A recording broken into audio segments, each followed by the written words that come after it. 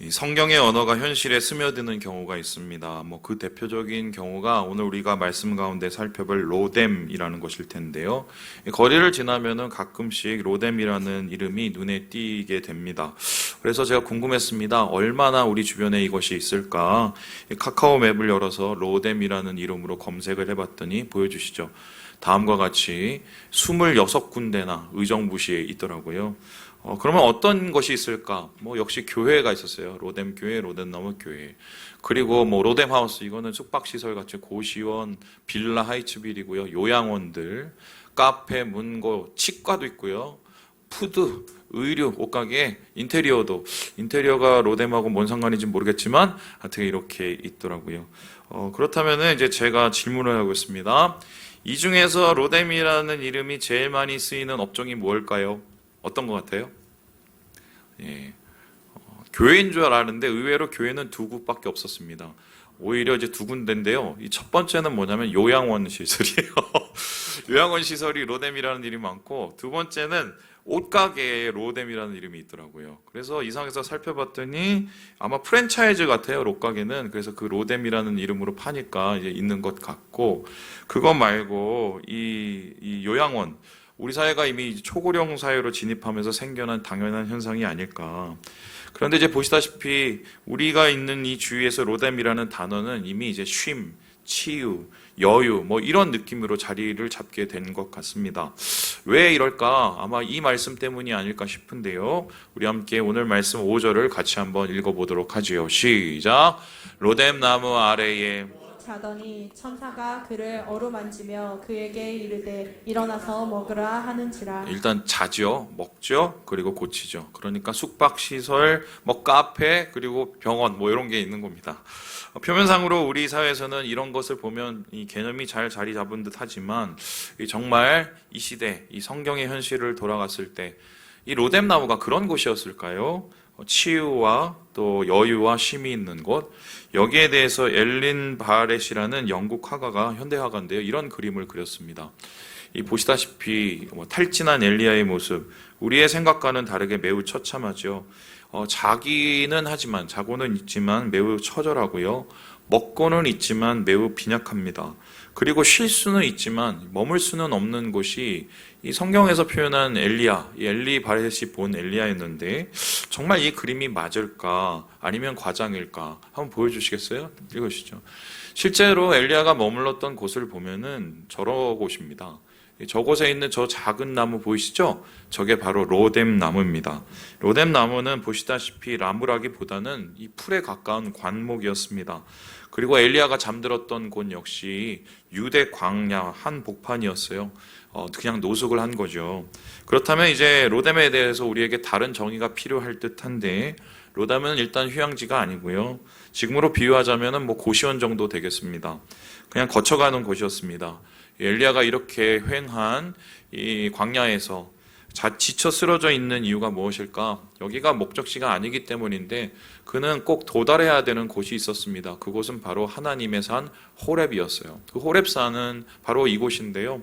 여러분 이미 잘 알고 있습니다. 이 산은 모세와 이스라엘 백성이 하나님을 만난 신의 산입니다. 학자들은 아마 저 높은 봉우리가 신의 산일 거고, 저 옆에 있는 작은 봉우리가 호렙산일 것이라고 생각을 하고 있습니다. 여러분 아실 것처럼 우리 사패산, 도봉산 다 연결되어 있는 그런 느낌인데요. 이곳에서 이제 엘리야가 40일을 걸어서 도착하게 됩니다. 예전에는 왜 여기까지 왔을까 생각을 했을 때 학자들은 은혜롭게 해석을 했어요.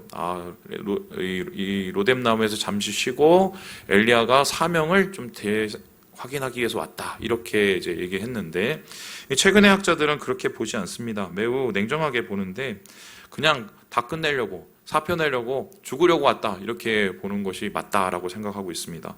그는 화나 있었고 지쳐 있었고, 그리고 더 이상 이 일을 계속하고 싶지 않았기 때문입니다. 엘리야의 침체가 충격적인 이유가 무엇입니까? 그가 이스라엘을 대표하는 가장 큰 선지자였다는 건데, 이 선지자조차도 이렇게 지쳐 쓰러지고 망가질 수 있다. 우리에게 상징하는 바가 굉장히 크지요. 이 호렙산에 도착했을 때 그는 굴에 들어가게 됩니다. 그 굴을 그곳이라고 표현한 걸 보면 아마 이스라엘 백성들이 다 아는 곳일 것 같아요. 이 추정으로는 모세가 있었던 그곳이 아닐까 싶은데요. 이곳에서 엘리야는 하나님의 음성을 듣습니다. 이 정확하게 말하면은 음성이 아니라 하나님의 질문이었습니다. 우리 함께 살펴볼까요? 9절의 말씀 읽어보겠습니다. 시작. 엘리야가 그곳 굴에 들어가 거기서 머물더니 여호와의 말씀이 그에게 임하여 이르시되 엘리야야 내가 어찌하여 여기 있느냐. 하나님의 질문은 딱 세 단어였어요. 마 레카포, 마 레카포. 마는 왜고요. 레카는 너고요. 포는 여기입니다. 그러면 직역하자면 왜 네가 여기 이런 소리예요.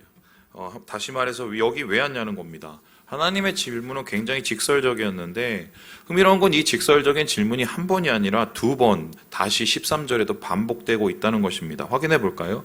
13절에 보면은 엘리야가 이제 겉옷을 가리고 굴러기에 나갑니다. 그때 또 하나님께서 똑같이 얘기하죠. 어떻게 합니까? 엘리야야 네가 어찌하여 여기 있느냐. 한마디도 안 틀리고 똑같이 하나님께서 질문을 하십니다. 왜 그대로 한자도 안 틀리고 질문을 하셨을까?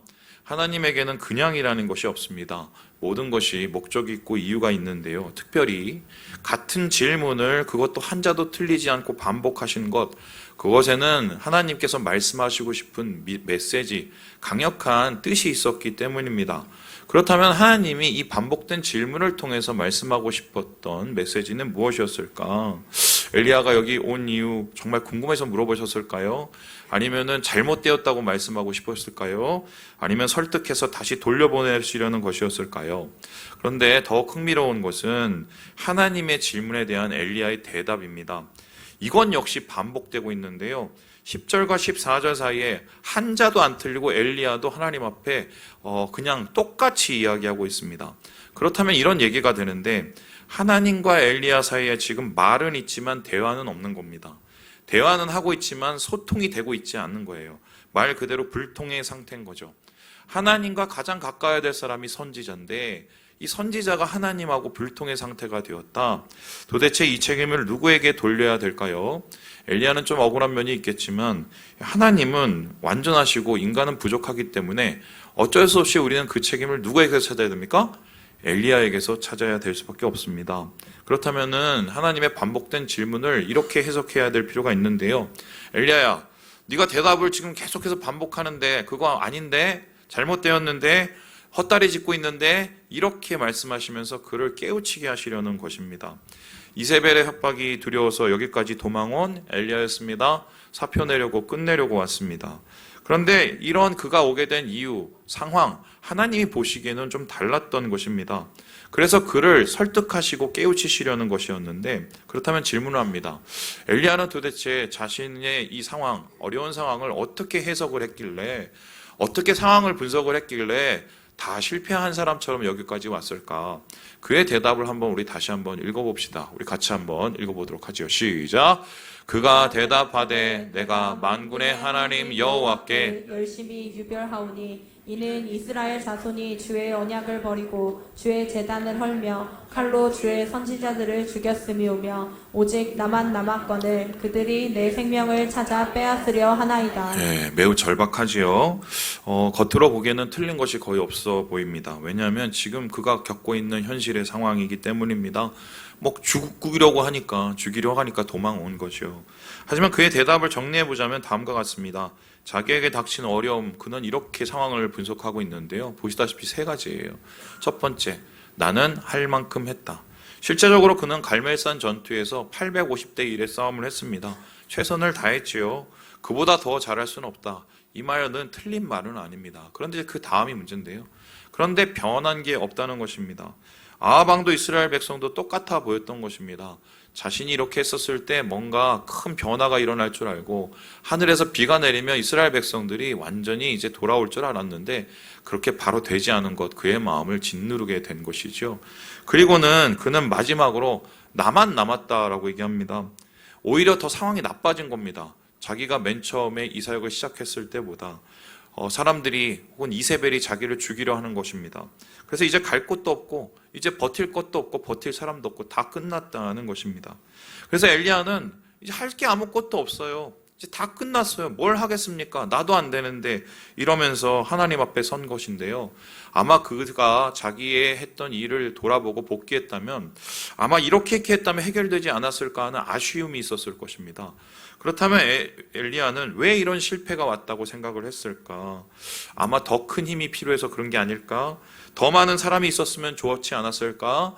더 촘촘하고 확실한 계획이 있었다면 이렇게 되지 않았을까 생각했을 것이 분명한데요. 결국 모든 실패의 책임을 하나님께 돌리고 있다는 거죠. 나는 할 만큼 해서 하나님이 뭐 어쩔 수 없이 이렇게 한 거니까 저는 뭐 내버려 두세요. 이렇게 하고 있는 것입니다. 그런데 이에 대해서 하나님의 대답은 즉각적인 행동이었습니다. 하나님은 엘리야의 대답을 정면으로 행동으로 반박하시는데요. 먼저 하나님은 엘리야를 동굴 밖으로 끌어내시고는 그에게 이런 일을 보게 하셨습니다. 우리 함께 11절의 말씀을 읽어보도록 하겠습니다. 시작. 여호와께서 이르시되 너는 나가서 여호와 앞에서 산에 서라 하시더니 여호와께서 지나가시는데 여호와 앞에 크고 강한 바람이 산을 가르고 바위를 부수나 바람이 건데 여호와께서 계시지 아니하며 바람 후에 지진이 있으나 지진 가운데에도 여호와께서 계시지 아니하며 강한 바람이 일어났습니다. 산을 쪼갤 만한 바람이었죠. 그리고 지진이 일어납니다. 그리고 12절에 보면 불까지 일어납니다. 이것은 강력한 하나님의 능력을 나타내는 상징입니다. 하나님보다 더 큰 힘이 없다는 거죠. 그래서 엘리야가 생각했던 건 힘이 부족해서 이렇게 된 거야. 그게 아니라는 겁니다. 힘은 충분히 있고 하나님을 이길 힘이 없다는 겁니다. 그래서 그의 생각이 잘못됐다고 하나님 말씀하셨어요. 뿐만 아니라 하나님은 재차 엘리야의 대답에 대해서 반박을 하시는데요. 우리 함께 18절의 말씀도 읽어보도록 하겠습니다. 시작. 그러나 내가 이스라엘 가운데에 7,000명을 남기리니 다 바알에게 무릎을 꿇지 아니하고 다 바알에게 입맞추지 아니한 자니라. 나 혼자만 남았다고 다 끝났다고 얘기하는데 하나님이 몇 명이나 남았다고 얘기합니까? 7,000명이나 남았다고 얘기합니다.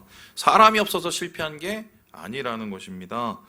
뿐만 아니라 하나님은 이후의 계획에 대해서도 말씀하셨는데 아람 왕으로 하사엘을 세우고 이스라엘 왕으로 예후를 세우고 그리고 엘리야의 뒤를 이어서 엘리사라는 선지자를 세우겠다고 말씀하십니다. 매우 촘촘한 계획이었는데 17절을 보면은 하사엘의 칼을 피하는 자는 예후가 죽이고 예후의 칼을 피하는 자는 엘리사가 죽이고 이렇게 한마디로 하나님의 계획은 완전하게 이미 준비가 된 것입니다. 그렇다면 엘리야의 생각이 틀린 게 맞고요. 계획이 없어서 실패한 것도 아니고 힘이 없어서 실패한 것도 아니고 사람이 없어서 실패한 것도 아니라는 것입니다. 그렇다면 이제 다시 질문해 보죠. 왜 실패했을까? 아니 실패한 건 맞을까요? 그렇다면 엘리야는 왜 여기 호렙산까지 왔을까? 이를 알아내기 위해서는 성경을 좀 더 깊이 바라볼 필요가 있습니다. 오늘 성경을 깊이 바라보다 보면은 반복되는 두 가지의 질문과 두 가지의 대답뿐만 아니라 또 반복되는 세 가지의 표현이 있어요. 그 표현이 뭐냐? 바로 이것인데요. 우리 함께 12절의 말씀을 읽어보도록 하겠습니다. 시작. 또 지진 후에 불이 있으나 불 가운데에도 여호와께서 계시지 아니하더니 불 후에 세미한 소리가 있는지라. 뭐가 계시지 않았다고요? 여호와가. 이 표현이 세 번이나 반복되고 있는 것입니다. 하나님의 계획은 완전하고 사람도 충분하고 하나님의 능력도 말할 것도 없는데 엘리야가 그것을 보지 못했습니다. 그 이유가 무엇일까? 자기 안에 산실 안에 갇혀 있었기 때문인데 다시 표현해서 하나님이 없었기 때문입니다. 하나님을 어느 순간 놓쳤기 때문입니다. 하나님 앞에 있는데 하나님을 만나러 왔는데 하나님이 계시지 않는다? 여러분 이게 말이 되나요? 그런데 잘 생각해 보면 이러한 아이러니한 상황이 우리에게도 벌어지고 있습니다. 제가 한번 얘기를 해볼게요. 교회에 옵니다. 예배를 드립니다. 말씀도 듣습니다. 교제도 합니다. 심지어는 기도도 합니다. 그런데 하나님이 느껴지진 않습니다. 그렇게 종교적인 활동과 신학적인 활동을 다 하는데 감동이 없습니다. 그리고 현실은 똑같이 힘듭니다. 어렵습니다. 그리고 포기하고 싶고 실패자처럼 느껴집니다. 뭐가 다르죠? 지금 엘리야가 경험하고 있는 하나님의 부재에 의한 실패 경험. 이미 하나님은 능력도 있고 계획도 있고 사람도 있는데 다 끝난 것처럼 생각하는 그의 착각이 사실 오늘날도 반복되고 있는 것은 아닌가. 그래서 저는요, 오늘 여러분과 함께 뭘 살펴보려고 하냐면 그가 여기 온 이유, 그가 무너진 이유 결국 하나님 놓쳤기 때문인데 우리의 삶 속에서도 결국 하나님 놓쳐서 이런 일들이 일어나는데 왜 놓치게 됐냐는 겁니다. 요거 알아보려고 그래요. 오늘 말씀을 보면 엘리야가 하나님을 놓친 이유는 세 가지로 분석이 돼요. 첫 번째는 다른 사람이고요. 두 번째 뭐예요? 다른 일이고요. 세 번째는 다른 위로입니다. 이 다른 것 세 가지 때문에 누구를 놓쳤어요? 하나님을 놓쳤다고 성경에서 말하고 있는데요. 진짜일까요? 우리 한번 4절의 말씀을 읽어보도록 하겠습니다. 시작. 자기 자신은 광야로 들어가 하룻길쯤 가서 한 로뎀나무 아래에 앉아서 자기가 죽기를 원하여 이르되 여호와여 넉넉하오니 지금 내 생명을 거두시옵소서. 나는 내 조상들보다 낫지 못하니이다 하고. 이 비참한 말을 로뎀나무에서 했단 말입니다. 여기에 결론은 뭐냐면 나는 내 조상들보다 낫지 못하다는 겁니다. 그러면 그는 지금 누구하고 비교를 하고 있습니까? 그의 앞서선 조상들, 심지어 그 앞서선 많은 선지자들, 위대한 사람들과 자기를 비교하고 있습니다. 아마 거기에는 분명히 아브라함도 있었을 것이고 거긴 분명히 모세도 있었겠죠. 이렇게 비교하는 것, 그는요 이미 마음속에 비교의식이 있었습니다. 사람이 다른 사람과의 그 비교하는 마음이 가슴에 있었어요. 그런데 조상과의 비교뿐만 아니라 심지어는 다른 선지자들과도 비교를 합니다. 그가 말하기를 아무도 없습니다 얘기했지만 이 19장 초에 보면은 오바댜라는 한 사람에 의해서 의인에 있어서 50명씩 선지자들이 잘 이렇게 보호되고 있다는 말씀을 이제 보게 됩니다. 그렇다면 최소 100명 있다는 걸 알았는데 나밖에 없다는 표현은 뭐냐면 그 사람들을 엘리야가 인정을 했어요, 안 했어요? 인정하지 않았다는 거예요. 교만한 거죠. 우리가 하나님을 놓치는 이유는 뭐냐면 하나님보다 사람이 먼저 보이고 사람하고 비교하고 경쟁하기 때문이에요. 제가 이런 경우 진짜 많이 봤습니다. 저도 옛날 그랬어요. 큰 교회에서 사역을 할 때 목사님이 막 충성 경쟁 시켜갖고 막 새벽 4시부터 밤 11시까지 일을 했습니다. 죽자고 일을 하고 교회를 위해서 막 부흥을 위해서 잘 됐어요. 나중에 제가 다 완전히 무너졌어요. 왠지 아세요? 경쟁을 하는 사이에 하나님 놓쳐버렸기 때문이에요. 신앙생활은 사람 보고 하는 거 아니에요. 비교하고 신앙생활하는 그러한 교회생활 하셨다면 이제 버려야 돼요. 우리의 주된 초점은 누구여야 됩니까? 하나님이어야 돼요. 다른 사람 때문에 하나님을 놓칠 수 있기 때문입니다. 두 번째로 그거는 왜 하나님을 놓쳤을까? 다른 일 때문인데요. 그 일은 무엇이었을까요? 그림 보여주시죠. 그가 이루었던 일 바로 850대 1의 바알 선지자들과의 싸움이었습니다. 바알 선지자들, 아세라 선지자들 850명 모여서 몸을 찢고 별짓을 다 하죠. 그런데 그 사람 혼자였어요. 외로웠어요. 그런데 하나님의 임재와 하나님의 살아계심을 바라보면서 나의 하나님을 부르면서 불이 내려왔고 거기서 승리를 합니다. 대단한 일이죠. 이 일은 되게 잘한 일이에요. 그런데 중요한 건 뭐냐면 대단한 일을 하다 보면 하나님을 잊을 수도 있다 없다? 잊을 수 있어요. 특별히 사역을 하거나 우리 삶 속에서 어떤 일을 하다가 봉사를 하다가 지쳐 쓰러지신 분들이 있습니다. 그런 분들 한번 생각을 해보세요. 물론 그 일이 되게 중요합니다. 그 일을 통해서 하나님이 역사하시죠. 하지만 그 일 자체보다도 더 중요한 건 내 영혼이에요. 내 영혼이 하나님께 온전히 붙어 있어야 그것이 자연스럽게 기쁨으로 나오게 되는 것입니다. 그런데 우리는 어떻습니까? 우리는 항상 어떤 일에 매몰되어 버립니다. 그리고 그것보다 하나님을 더 크게 여기는 게 아니라 그 일이 전부인 것처럼 생각을 해요. 하나님은 우리에게 대단한 거 요구하는 게 아니에요. 그냥 이 일이 가능했던 이유, 엘리야가 이 전투가 가능했던 이유는 하나님이 시켜서 하루하루 그냥 하나님께 순종하다 보니까 이렇게 된 겁니다. 그가 대단한 게 아니에요. 하루하루 순종했기 때문인데 우리는 마치 어떤 큰 일을 가지고 큰 사람이 된 것처럼 그 일에 매몰되어 버려서 일을 하다가 결국 하나님을 놓쳐버리는 이런 실수를 저지를 수 있다. 이것이 바로 엘리야가 하나님을 놓쳐버린 이유죠. 마지막으로 엘리야는 하나님을 놓쳐버릴 때 다른 위로 때문에 놓쳤는데요. 이 그림을 보시면 좀 이유가 됩니다. 여러분 이 그림, 저 엘리야를 보세요. 좀 이상하죠? 위기감이 느껴지죠? 제정신이 아닌 것 같죠? 이 그림은 어떤 그림이냐면 엘리야가 무너져서 도망가기 바로 직전의 그림입니다. 여기에서 엘리야의 모습을 보시오. 거의 과시하듯이 막 뛰고 있습니다. 축지법을 써서 막 뛰는데요. 능력이 있어서. 저 뒤에 누가 따라옵니까? 어떤 마차를 몰고 왕이 따라오죠. 아합 왕입니다. 그렇다면 지금 이 이야기는 어떤 소리냐면 엘리야가 굳이 저렇게까지 할 필요 없는데 능력을 다해서 앞에서 뛰면서 나는 이유가 뭐예요? 인정받고 싶었던 거예요. 내가 이렇게 비가 내리게 하고 이렇게 하늘에서 불이 떨어지고 하나님이 사신 것을 보이면 그러면 아방이 변할 거야. 나를 인정해 줄 거야. 세상이 변할 거야. 내 세상이 올 수도 있겠어. 자신의 사역에 대한 만족스러운 결과, 다른 인정, 다른 위로를 간구한 것. 결국 그것 때문에 엘리야는 제일 중요한 하나님을 놓쳐버리게 된 것입니다. 어제 이제 리더 모임 하면서 말씀을 먼저 공개하고 우리 리더들에게 물어봤습니다. 여러분들은 어떻게 하나님하고의 친밀감을 유지합니까? 하나님을 어떻게 붙잡고 있습니까? 이런 얘기를 하다가 반대로 물어봤습니다. 어떻게 하나님을 자꾸 잊어버리게 되나요? 하나님을 놓치게 되는 가장 큰 이유가 뭐냐요? 물어봤더니 거의 똑같이 동시다발로 얘기를 하시더라고요. 뭘 것 같아요? 요즘에 우리가 가장 하나님을 놓치게 만드는 것들 뭡니까? 유튜브예요.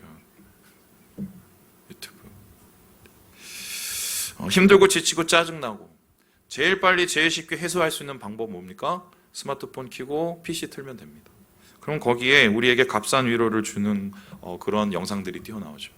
어떤 친구들은 하루 종일 이 쇼츠라는 이 짤막짤막한 영상을 8시간 본 친구도 있다고 제가 들었어요. 갇혀버리는 거죠. 그런데 이런 현상을 뭐라고 하냐면 중독이라고 합니다. 중독을 철학적으로 분석해보면 뭐냐면요.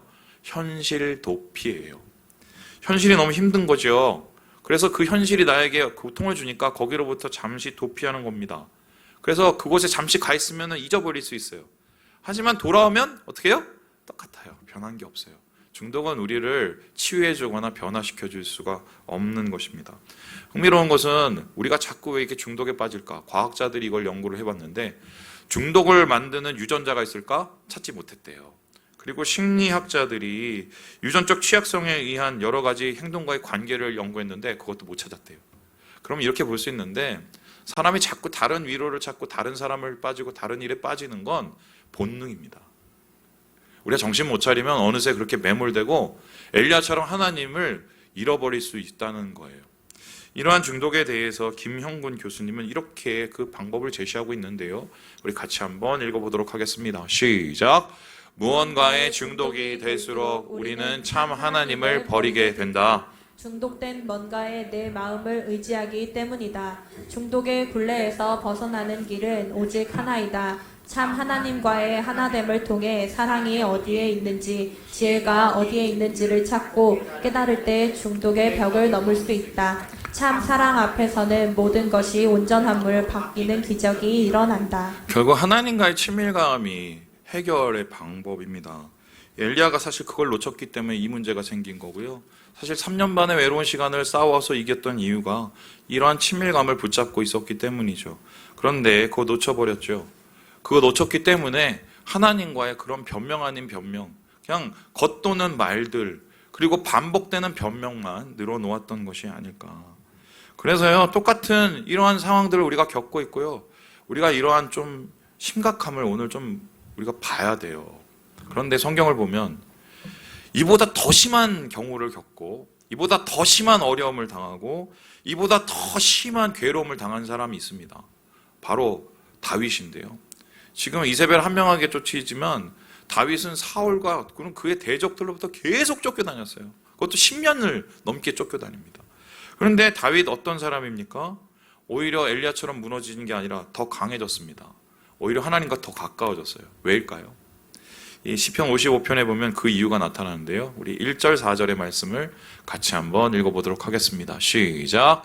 하나님이여 내 기도에 귀를 기울이시고 내가 간구할 때에 숨지 마소서. 내 마음이 내 속에서 심히 아파하며 사망의 위험이 내게 이르렀도다.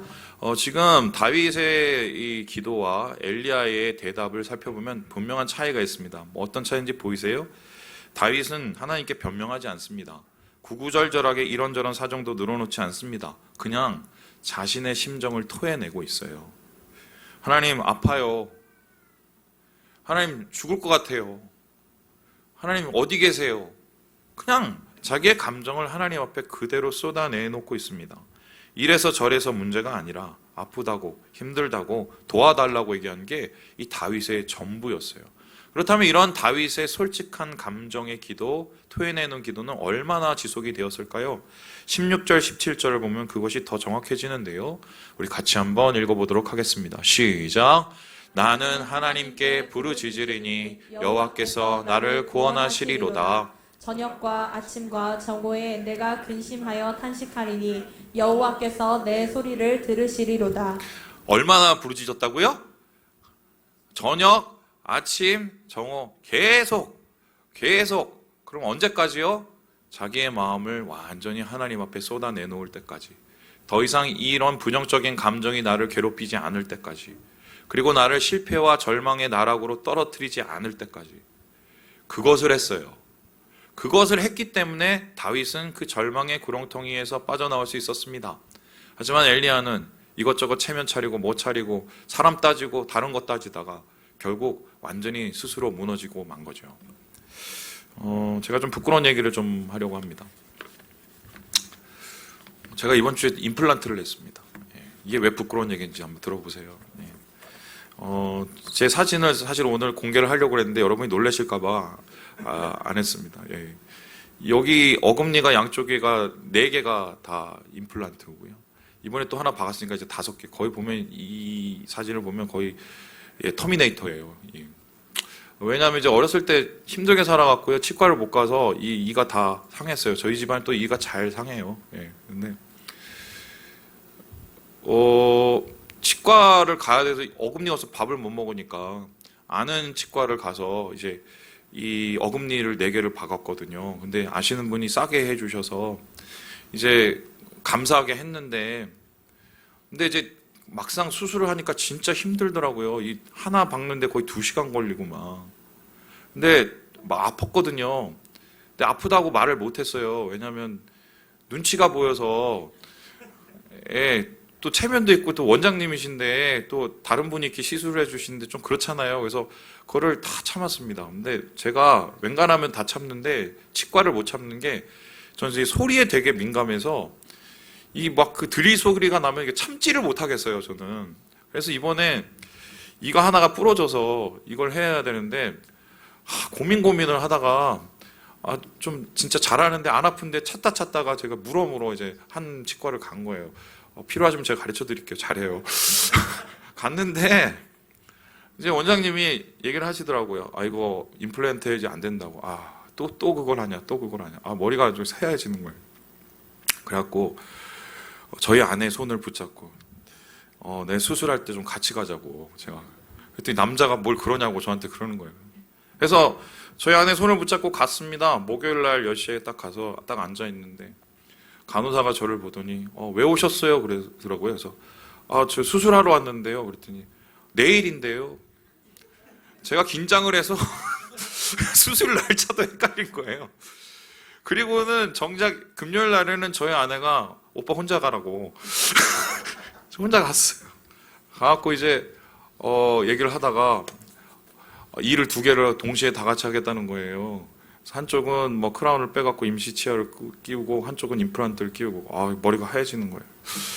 이게 될까? 그래서 딱 했어요. 하고 이제 준비를 하고 이를 하나 뺐습니다. 이제 빼고 그 옆에 있는 그 크라운을 벗겨내고. 근데 그거 막 이렇게 그거를 이렇게 갈가내고 하는데 안 아프게 하시려고 했겠죠. 근데 너무 싫은 거예요. 소리하고 막 그게 공포가 또 오는 거예요. 이거 어떡하지. 그만했으면 좋겠다. 이렇게 생각이 드는데 갑자기 의사 선생님이 제가 움찔움찔 하는 걸 보고 뭐라고 하셨냐면 아프면 아프다고 하세요. 그래서 제가 어떻게 했을 것 같아요? 아파요. 그러더니 뭘 이렇게 조치를 해주셔서 뭘 발라주시고 뭘 해주시니까 하나도 아프면 안 아프게 끝냈어요. 제가 그때 깨달았어요. 왜 나는 이걸 하나님한테 안 하지? 우리 정작 다른 데 가서 이 얘기를 하고 있잖아요. 이거 보고 막 힘들어 죽겠어. 그놈의 자식 막. 다른 데 가서 얘기를 하고 있다고요. 손 들고 아프다고 얘기를 하면 돼요. 안 아플 때까지. 이게 우리의 어리석은 모습, 오늘 엘리야의 모습이 아닌가. 친밀감을 잊어버렸을 때 생겨나는 모습이 아닌가. 우리 마르바돈 교수님의 이야기를 읽고 맞춰보도록 하겠습니다. 같이 한번 읽어보겠습니다. 시작. 슬픔으로 고통당하고 있을 때 그것을 억누르려 해서는 안 된다.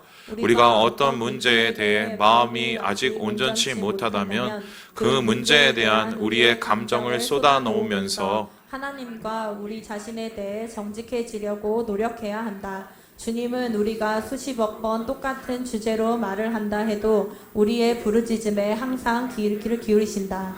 하나님 아파요, 힘들어요. 또 그 얘기냐? 이렇게 안 하신다는 거예요. 알지. 그래 얼마나 아프니, 얼마나 힘드니 내가 알아. 우리의 감정이 하나님 안에서 다 해결될 때까지. 말씀 마칩니다. 빙빙 돌지 마시고 차라리 손을 들고 아프다고 하세요. 주님이 우리를 만져주시고 우리를 고쳐주십니다. 이 은혜의 기쁨을 누리시고 하나님과 함께 은혜로 나아가시는 우리 모든 형제 자매들 되시길 주님의 이름으로 축복합니다.